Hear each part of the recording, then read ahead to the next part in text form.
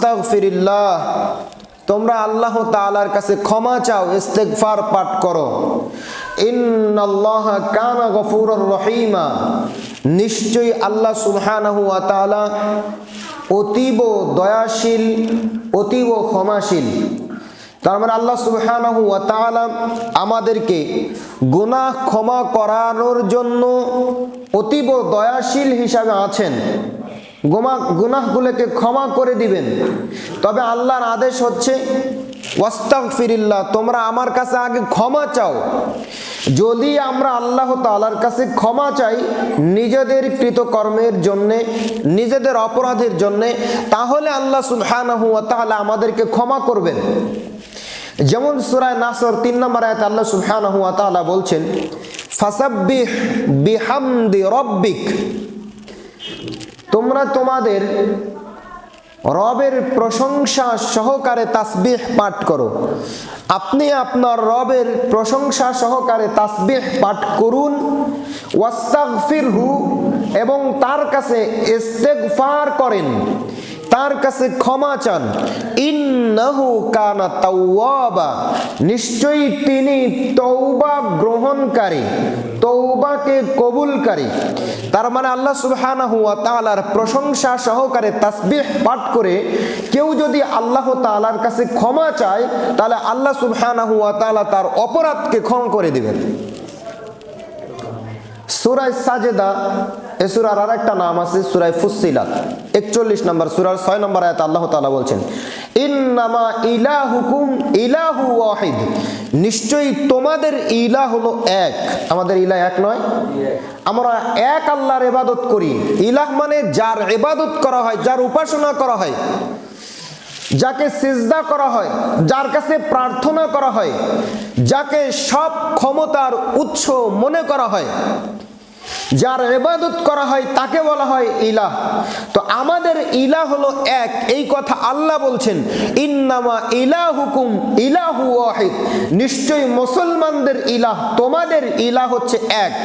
তাদের ইলাহ আছে বহু ইলাহ, দেব দেবী সরস্বতী কত ইলাহ তাদের রয়েছে, কিন্তু তোমাদের ইলাহ যেহেতু এক, ফাস্তাকিমু, তোমরা ওই এক ইলাহের উপরে অটল থাকো, তারই পথে। এই ইলাহ আমাদের আল্লাহ যেই পথ বাতলিয়ে দিয়েছেন, এই সিরাতে মুস্তাকিমের উপরে দৃঢ় থাকো। ওয়াস্তাগফিরু, এবং তোমাদের এই ইলাহের কাছে ক্ষমা চাও। তোমাদের ইলাহ যেহেতু এক, সুতরাং তোমরা তোমাদের এই এক ইলাহের কাছেই ক্ষমা চাও। ইন্নাহু হুয়াল গফুরুর রহিম, নিশ্চয়ই তিনি তোমাদের গুনাহকে ক্ষমা করে দিবেন, তিনি অতীব ক্ষমাশীল, অতীব দয়ালু। এক ইলাহ মেনে এক আল্লাহর কাছে যদি আপনি ক্ষমা চান, এক আল্লাহকে মাবুদ হিসেবে মেনে নিয়ে যদি এর উপর অটল থেকে ভিন্ন কোনো দেব দেবী, মাজার, দরগা, দরবার, পীর, পুরোহিত এদের কাছে ক্ষমা না চেয়ে, এদের মাধ্যমে ক্ষমা না নিয়ে সরাসরি যদি আপনি আল্লাহ তাআলার কাছে ক্ষমা চান, তাহলে আল্লাহ তাআলাকে আপনি পাবেন দয়ালু এবং ক্ষমাশীল হিসাবে। আর যদি ভায়া মাধ্যম হিসাবে আল্লাহ তাআলাকে ডাকেন, তাহলে আল্লাহ আপনার পাপকে ক্ষমা করবে না। আল্লাহ তাআলা সূরা আল ইমরান 3 নম্বর সূরার 135 নম্বর আয়াতে আল্লাহ বলছেন, ওয়াল্লাযীনা ইযা ফাআলু ফাহিশাতান আও যালামু, যারা ফাহিশা কাজ করে এবং নিজেদের প্রতি জুলুম করে, মুখ থেকে অশ্লীল কথা বের হয়ে গেছে, জীবনে কখনো জেনা হয়ে গেছে, আও যালামু, অথবা নিজেদের প্রতি জুলুম করেছেন, সুদ খাওয়ার মাধ্যমে নিজেদের প্রতি জুলুম করেছেন, চুরি করার মাধ্যমে নিজেদের প্রতি জুলুম করেছেন, জেনা, ব্যভিচার, ঘুষ দেওয়ার মাধ্যমে নিজেদের প্রতি জুলুম করেছেন। আও যালামু, তোমরা যারা জুলুম করেছো, ফাস্তাগফিরু, তোমরা আল্লাহ তাআলার কাছে ক্ষমা চাও। ওয়ামা ইয়াগফিরুয যুনুবা ইল্লাল্লাহ, আল্লাহ তোমাদের পাপ ক্ষমা করে দিবেন। আল্লাহ যদি ক্ষমা না করেন তাহলে আর কে ক্ষমা করবে? আল্লাহ বলছেন ওয়ামাই ইয়াগফিরুয যুনুবা ইল্লাল্লাহ, আল্লাহ ব্যতীত তোমাদের পাপকে ক্ষমা করার আর কেউ নাই। কোন পীর তোমাদের পাপকে ক্ষমা করিয়ে দিতে পারবে না, কোন দরবার দরগা তোমাদের পাপকে ক্ষমা করিয়ে দিতে পারবে না। ওয়ামাই ইয়াগফিরুয যুনুবা ইল্লাল্লাহ, সির্ফ আল্লাহ সুবহানাহু ওয়া তাআলাই তোমাদের পাপকে ক্ষমা করে থাকেন। অন্য কোন ব্যক্তি এমনকি নবী ও রাসূল তারাও তোমাদের পাপকে ক্ষমা করাতে পারবে না। আল্লাহ তাআলা যদি ক্ষমা করেন তাহলে ক্ষমা হবে। যাকারুল্লাহ ফাস্তাগফিরু লিযুনুবিহিম, অতএব তোমরা আল্লাহকে স্মরণ করো, অন্য কাউকে নয়। ফাস্তাগফিরু লিযুনুবিহিম, তোমরা ইস্তিগফার পাঠ করো, তোমরা তোমাদের গুনাহের কারণে, তোমরা যখন যেই গুনাহ করবে এই গুনাহের কারণে তোমরা তোমাদের রবের কাছে ইস্তিগফার পাঠ করো, তাহলে আল্লাহ তাআলা তোমাদের গুনাহকে ক্ষমা করে দিবেন। আল্লাহ ব্যতীত তোমাদের গুনাহকে ক্ষমা করার কেউ নাই। সূরা আনফাল 8 নম্বর সূরা 33 নম্বর আয়াত আল্লাহ তাআলা বলছেন ওমা কানাল্লাহু মুআযযিবাহুম, আল্লাহ তাআলা ওই ব্যক্তিদেরকে কখনো শাস্তি দেন না, আল্লাহ ওই ব্যক্তিদেরকে শাস্তি দেবেন না। ওয়াহুম ইস্তাগফিরুন, যারা ইস্তিগফার পাঠ করে, যারা তওবা ইস্তিগফার পাঠ করে। কোন ইস্তিগফার পাঠ করে আমরা সামনে বলবো ইনশাআল্লাহ। যারা এই ইস্তিগফার পাঠ করবে আল্লাহ তাআলা তাদেরকে শাস্তি দিবে না, দুনিয়াতেও শাস্তি দিবে না, পরকালেও শাস্তি দিবে না। কিন্তু আপনাকে ইস্তিগফার তো পাঠ করতে হবে, ইস্তিগফার তো জানতে হবে। ইস্তিগফার এটা আবার কি, এটা তো আপনাকে আগে জানতে হবে। সহিহ মুসলিমের 6466 নম্বর হাদিস, রাসূল সাল্লাল্লাহু আলাইহি ওয়াসাল্লাম বলেন, আল্লাহ তাআলা বলছেন ইয়া ইবাদি, ওহে আমার বান্দা, ইন্নাকুম তুখতিউনা বিল্লাইলি ওয়ান নাহার, নিশ্চয়ই তোমরা দিন এবং রাতে পাপ করে থাকো। ওয়া আনা আগফিরুয যুনুবা জামিআ, আর আমি আল্লাহ তোমাদের সব পাপকে ক্ষমা করে দেই। ফাস্তাগফিরুনি, সুতরাং তোমরা আমার কাছে ইস্তিগফার পাঠ করো। আগফির লাকুম, আমি তোমাদের পাপকে ক্ষমা করে দেব। তাহলে আল্লাহ তাআলা বলছেন তোমরা দিন রাত পাপ করে থাকো, দিন রাত শুধু পাপ করে আছো। এই চুরি করছো, মিথ্যা কথা বলছো, ডাকাতি করছো, খুন খারাপি করছো, একের পর এক তোমরা পাপ করেই যাচ্ছ। ওয়া আনা আগফিরুয যুনুবা, আমি আল্লাহ তোমাদের পাপকে ক্ষমা করে থাকি। ফাস্তাগফিরুনি, সুতরাং আমার কাছে তোমরা ক্ষমা চাও। আগফির লাকুম, আমি তোমাদের পাপকে ক্ষমা করে দেব। পাপ করে নাই এমন কোন মানুষ আছে? এমন কোন মানুষ নাই, একমাত্র ওই লতিফ সিদ্দিক বাদে। লতিফ সিদ্দিক বলেছে আমার কোনো পাপ নাই, মানে উনি নিষ্পাপ। পৃথিবীতে এমন কোন মানুষ নাই যেই মানুষ পাপ করেনি। মানুষ মাত্রই পাপকারী পাপ করবে, সুতরাং যখনই আপনি পাপ করবেন তখনই আপনাকে আল্লাহ তাআলার কাছে ক্ষমা চাইতে হবে। এই জন্য সৌদি আরবে যারা ছোট্ট ছোট্ট বাচ্চা, এরাও দেখবেন সবসময় আস্তাগফিরুল্লাহ আস্তাগফিরুল্লাহ। রাসূল সাল্লাল্লাহু আলাইহি ওয়াসাল্লাম দিনে কমপক্ষে 100 বার ইস্তিগফার পাঠ করতেন। এক বর্ণনায় আছে 70 বার, আর এক বর্ণনায় আছে 100 বার। আস্তাগফিরুল্লাহ আস্তাগফিরুল্লাহ। আপনি কয়বার পড়েন? সালাতের পরে শুধুমাত্র 3 বার, 3 পাঁচা 15, এই 15 বার পড়েন।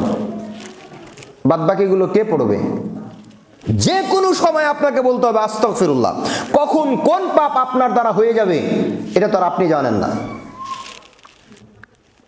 আল্লাহ তাআলা বলছেন সূরা নিসা সূরা নাম্বার 4 আয়াত নাম্বার 110, মাইয়ামাল সুআন আও ইয়াজলিম নাফসা, তোমাদের কোন ব্যক্তি যদি অন্যায় কাজ করে, ভুলবশত কোনো পাপ কাজ করে ফেলে, নিজেদের প্রতি জুলুম করে, ফাস্তাগফিরিল্লাহ মাইয়ামাল সুআন আও ইয়াজলিম নাফসাহু সুম্মা ইস্তাগফিরিল্লাহ, অতঃপর সে যদি আল্লাহ তাআলার কাছে ইস্তিগফার পাঠ করে, সে যদি আল্লাহর কাছে তওবা করে, ইয়াজিদিল্লাহ, তাহলে ওই ব্যক্তিকে পাবে গফুরুর রহিমা, ক্ষমাশীল এবং দয়ালু। যে ব্যক্তি পাপ করে, পাপ করার পর আল্লাহ তাআলার কাছে ক্ষমা চায়, তাহলে ওই ব্যক্তি আল্লাহ তাআলাকে পাবে ক্ষমাশীল এবং দয়ালু। যদি পাপ করার পর ক্ষমা না চান তাহলে তো আল্লাহ ক্ষমা করবে না। যদি ক্ষমার আশা রাখেন তাহলে আল্লাহ তাআলা ক্ষমা করবে। পাপ তো হয়েই যাবে, আপনার দ্বারা তো পাপ হবেই। শয়তান প্রতিজ্ঞা করে এসেছে, আমরা গত জুমায় বলেছিলাম, শয়তান প্রতিজ্ঞা করে এসেছে আপনাকে দ্বারা পাপ করাবে।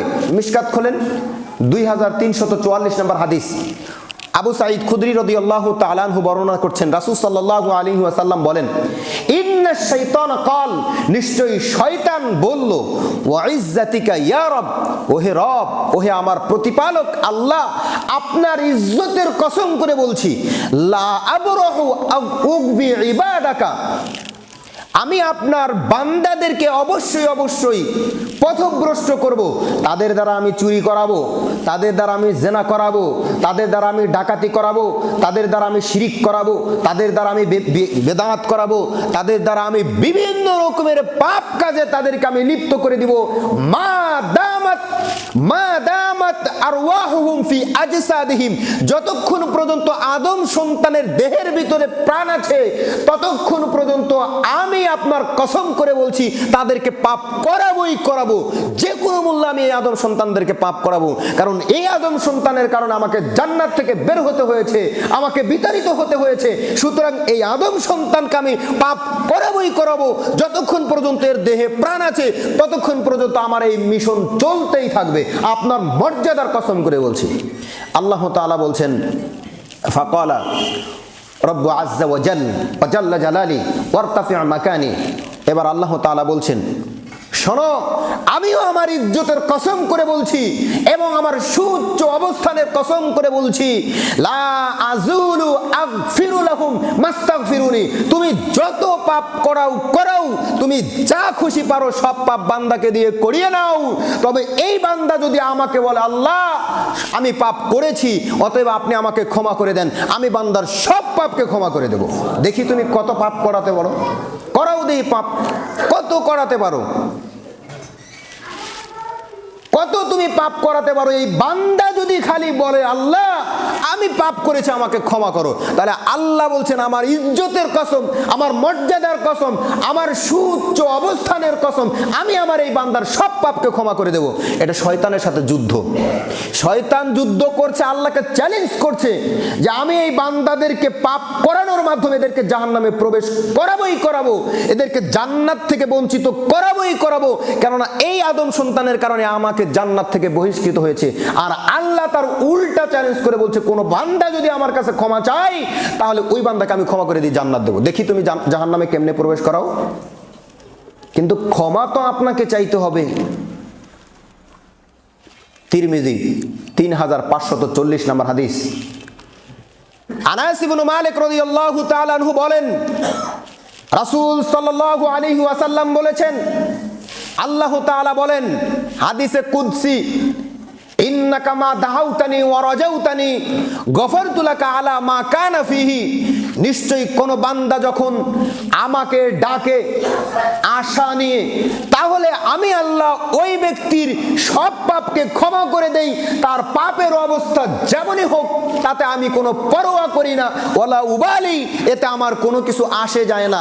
বান্দা পাপ করেছে, অতঃপর সে যদি একবার আশা করে আমি পাপ করেছি, তাতে কি হয়েছে, আল্লাহর কাছে আমি ক্ষমা চাইলে আল্লাহ আমাকে ক্ষমা করবে, আল্লাহ তাআলা ক্ষমাকারী, এই আশা নিয়ে তার যত পাপ হয়েছে সব পাপের ক্ষমা হবে, এই আশা নিয়ে যদি আল্লাহ তাআলাকে ডাকে, আল্লাহ বলছেন সে যত পাপই করুক আমি এতে কোনো পরোয়া করি না, তার সব পাপকে আমি আল্লাহ ক্ষমা করে দিই। এরপরে বলছেন, ইয়াবনা আদম, ওহে আদম সন্তান, লাউ বালাগাত যুনুবুকা আনানাস সামাই, তোমাদের পাপ যদি তোমাদের দৃষ্টি সীমার বাহিরে যায়, তোমাদের পাপ যদি একেবারে আকাশ পর্যন্ত ঠেকে যায়, তারপরে সুম্মাস্তাগফিরুনি, এরপরে যদি আমি আল্লাহর কাছে ক্ষমা চাও যে আল্লাহ আমার ভুল হয়েছে, আমার পাপ আসমান পর্যন্ত ঠেকে গিয়েছে, সুতরাং আমি আপনার কাছে ইস্তেগফার পাঠ করছি, আপনি আমাকে ক্ষমা করে দেন, গফারতু লাকা ওয়ালা উবালি, তাহলে আমি এই বান্দাকে ক্ষমা করে দিব, তার পাপ কত হলো এটাকে আমি পরোয়াই করি না। সে কত পাপ করেছে এটা আমার দেখার বিষয়ই নয়, বান্দা আমার কাছে ক্ষমা চেয়েছে, আমি বান্দাকে সব পাপ ক্ষমা করে দিয়েছি। এরপরে আল্লাহর নবী বলছেন, ইয়াবনা আদম, আল্লাহ তাআলা বলেন, ইন্নাকা লাউ আতাইতানি বিকরাবিল আরদি খাতায়া সুম্মা লাকিতানি লা তুশরিকা বি শাইআ লা আতাইতুকা বিকরাবিহা মাগফিরাতান। আমার বান্দা, হে আদম সন্তান, যদি তোমরা এমন পাপ নিয়ে উপস্থিত হও যেই পাপ আসমান এবং জমিন ভরপুর হয়ে গেছে, আসমান এবং জমিনের কোনো জায়গায় ফাঁকা নেই, সব জায়গায় তোমাদের পাপ এত বেড়ে গিয়েছে যে পাপের কারণে আসমান এবং জমিন সব ভরপুর হয়ে গেছে, কিন্তু তার মধ্যে একটা পাপ নাই যার নাম শিরিক, তাহলে যত তোমাদের পাপ হয়েছে এর চাইতে বেশি ক্ষমা এবং মাগফিরাত নিয়ে আমি উপস্থিত হয়ে তোমাদের সব পাপকে ক্ষমা করে দেব। কিন্তু শর্ত হলো শিরিক থাকা যাবে না। এই জন্য আমরা শিরিক নিয়ে কেন এত আলোচনা করি, এই জন্য আমরা শিরিক নিয়ে এত বেশি আলোচনা করি। বুখারী মুসলিমের হাদিস, রাসূল সাল্লাল্লাহু আলাইহি ওয়াসাল্লাম বলেন, বান্দা প্রত্যেক দিন শেষ রাতের বেলায় প্রথম আসমানে নেমে আসেন। এরপরে বান্দা ডাক দিয়ে বলেন, মাইয়াদউনি ফাস্তাজিব লাহু, কে আছো আমাকে ডাকবে আমি তোমাদের ডাকে সাড়া দেব। ওয়ামাইয়াসআলুনি ফাউতিয়াহু, কে আছো আমার কাছে চাইবে আমি তোমাকে তা দান করব। ওয়ামাইয়াস্তাগফিরুনি ফাআগফির লাহু, কে আছো তার নিজের গুনাহের জন্য আমার কাছে ক্ষমা চাইবে আমি তার গুনাহকে ক্ষমা করে দেব। তাহলে আল্লাহ প্রতিদিন শেষ রাতে প্রথম আসমানে নেমে এসে আপনাকে ডাকছেন যে আপনার কত পাপ হয়েছে, আপনি আল্লাহর কাছে ক্ষমা চান, আল্লাহ ক্ষমা করে দেবে। ছেলে সন্তান অপরাধ করলে পিতামাতা বাড়ি থেকে বের করে দেয়, ক্ষমা চাইলে সহজে ক্ষমা দেয় না, সহজে মাফ করে না, কিন্তু আল্লাহর কাছে ক্ষমা চাইতে দেরি, কিন্তু আল্লাহ মাফ করতে দেরি করেন না, কারণ আল্লাহ দয়ালু, অতীব দয়ালু, তার চাইতে দয়ালু আর কেউ নাই। যে রিয়াদুস সালিহিনের 371 নম্বর হাদিসের মধ্যে এসেছে, হাদিস আবু দাউদেও পাওয়া যাবে, ইবনে মাজাতেও রয়েছে, হাদিস সহিহ।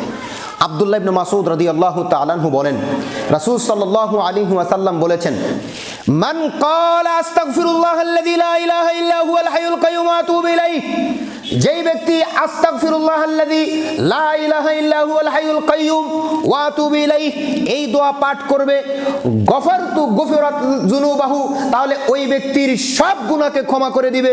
ওয়া ইন কানা ফাররা মিনাজ যাহফি, যদিও সেই ব্যক্তি যুদ্ধের ময়দান থেকে পলায়ন করে, তার মানে যুদ্ধের ময়দান থেকে কেউ যদি পলায়ন করে সব পাপ ক্ষমা হলেও যুদ্ধের ময়দান থেকে পলায়নকারী ব্যক্তির পাপকে ক্ষমা হয় না। তবে ওই ব্যক্তি যদি এই আস্তাগফিরুল্লাহাল্লাযী লা ইলাহা ইল্লা হুয়াল হাইয়ুল কাইয়্যুম ওয়া আতুবু ইলাইহি এটা পাঠ করে, তাহলে এই পাপটাও আল্লাহ ক্ষমা করে দিবে। মানে সব পাপ আল্লাহ ক্ষমা করে দিবে এই একটা দোয়ার মাধ্যমে। তাহলে ক্ষমা চাওয়ার যে ইস্তেগফার, এক নাম্বার ইস্তেগফার আস্তাগফিরুল্লাহ, আস্তাগফিরুল্লাহ যে কোনো সময় বলবেন, আর ফরজ সালাতের পরে 3 বার তো বলতেই হবে, যে কোনো সময় আস্তাগফিরুল্লাহ আস্তাগফিরুল্লাহ পাঠ করবেন। এরপরে দ্বিতীয় নাম্বার হিসাবে ইস্তেগফার আস্তাগফিরুল্লাহাল্লাযী লা ইলাহা ইল্লা হুয়াল হাইয়ুল কাইয়্যুম ওয়া আতুবু ইলাইহি, আস্তাগফিরুল্লাহ রাব্বি মিন কুল্লি যামবি ওয়া আতুবু ইলাইহি, এই ইস্তেগফার যদি পাঠ করেন তাহলে গুনাহ ক্ষমা হবে না তো হবেই না, বরং এই ইস্তেগফার পাঠ করার কারণে আর গুনাহ হবে, বেদাতের গুনাহ হবে। কোন কোন কোন ইস্তেগফার? আস্তাগফিরুল্লাহ রাব্বি মিন কুল্লি যামবি ওয়া আতুবু ইলাইহি। কেন? এইভাবে ক্ষমা চাওয়ার পদ্ধতি রাসূলের নয়, মানুষেরা তৈরি করে রাসূলের নামে চালিয়ে দিয়েছে। রাসূল দিয়েছেন এই যে এইটা আস্তাগফিরুল্লাহাল্লাযী লা ইলাহা ইল্লা হুয়াল হাইয়ুল কাইয়্যুম ওয়া আতুবু ইলাইহি, এটাই চলবে, ওটা বাদ। ওটা করলে গুনাহ ক্ষমা হবে না, আর গুনাহ হবে, আর এটা করলে সব গুনাহ ক্ষমা হবে। সহিহ বুখারী 6306 নম্বর হাদিস, সাদ্দাদ ইবনে আউস রাদিয়াল্লাহু তাআলা আনহু বলেন, রাসূল সাল্লাল্লাহু আলাইহি ওয়াসাল্লাম বলেছেন, কেউ যদি সাইয়্যিদুল ইস্তিগফার সকালবেলায় পাঠ করে, সারাদিন সন্ধ্যা হওয়ার আগ পর্যন্ত যদি এই ব্যক্তি মৃত্যুবরণ করে, তাহলে এই ব্যক্তি জান্নাতে চলে যাবে। আর কেউ যদি এই ইস্তেগফার সন্ধ্যাবেলায় পাঠ করে, সূর্য উদিত হওয়ার আগে যদি এই ব্যক্তি মৃত্যুবরণ করে, তাহলে এই ব্যক্তি জান্নাতে চলে যাবে। অর্থাৎ কেউ যদি সকাল এবং সন্ধ্যায় সাইয়্যিদুল ইস্তেগফার, ক্ষমা চাওয়ার সর্দার, এই দোয়া পাঠ করে, তাহলে তার জীবনের সব পাপকে ক্ষমা করে দিয়ে আল্লাহ সুবহানাহু ওয়া তাআলা তাকে জান্নাতে দিয়ে দিবেন। সাইয়্যিদুল ইস্তেগফার কি? আল্লাহুম্মা আনতা রাব্বি লা ইলাহা ইল্লা আনতা খালাকতানি ওয়া আনা আবদুকা ওয়া আনা আলা আহদিকা ওয়া ওয়া'দিকা মাসতাতa'তু আউযু বিকা মিন শাররি মা সানা'তু আবুউ লাকা বিনি'মাতিকা আলাইয়া ওয়া আবুউ লাকা বিযামবি ফাগফিরলি ফাইন্নাহু লা ইয়াগফিরুয যুনুবা ইল্লা আনত। সাইয়্যিদুল ইস্তিগফার মুখস্থ আছে আপনাদের? মুখস্থ আছে কি? সাইয়্যিদুল ইস্তিগফার যে কোনো মূল্যে আপনাকে মুখস্থ করে নিতে হবে, যে কোনো মূল্যে। যদি খুঁজে বের করতে না পারেন তাহলে সালাত শেষে দেখা করেন, আমি আপনাকে দেখিয়ে দিচ্ছি, লিখে দিচ্ছি। সাইয়্যিদুল ইস্তিগফার আপনাকে যে কোনো মূল্যে পাঠ করতে হবে সকাল এবং সন্ধ্যায়। এটার ফজিলত হলো আপনি মরবেন আর জান্নাতে যাবেন, মরবেন আর গুনাহ ক্ষমা করে দিয়ে জান্নাত। ওই আয়াতুল কুরসি যেমন মরলেই জান্নাত, আর এই সাইয়্যিদুল ইস্তিগফার ঠিক তেমনি মরলেই জান্নাত, গুনাহ ক্ষমা করে দিয়ে জান্নাত। এই জন্য সাইয়্যিদুল ইস্তিগফার আপনাকে পাঠ করতে হবে ওইভাবে যেরকম আপনি সূরা ফাতিহা পাঠ করেন। সূরা ফাতিহা খেয়ালে বেখেয়ালে যে কোনো সময় যদি পড়েন ভুল হয়? ভুল হবে না। ঠিক অনুরূপভাবে আপনাকে সাইয়্যিদুল ইস্তিগফার পাঠ করতে হবে, অনুরূপভাবে আপনাকে সাইয়্যিদুল ইস্তিগফার মুখস্থ রাখতে হবে, খেয়ালে বেখেয়ালে সকাল সন্ধ্যায় আপনাকে পড়তে হবে। আল্লাহ সুবহানাহু ওয়া তাআলা আমাদেরকে সাইয়্যিদুল ইস্তিগফার পাঠ করার জন্য তৌফিক দান করুন। ইনশাআল্লাহ আগামী জুমাতে আমরা আলোচনা করব কোন কোন সময়ে ইস্তিগফার পাঠ করলে আল্লাহ সুবহানাহু ওয়া তাআলা সেই ইস্তিগফারকে গ্রহণ করে নেয়। আল্লাহ তাআলা আমাদের সকলকে ক্ষমা করে দিন। বারাকাল্লাহু লানা ওয়া লাকুম।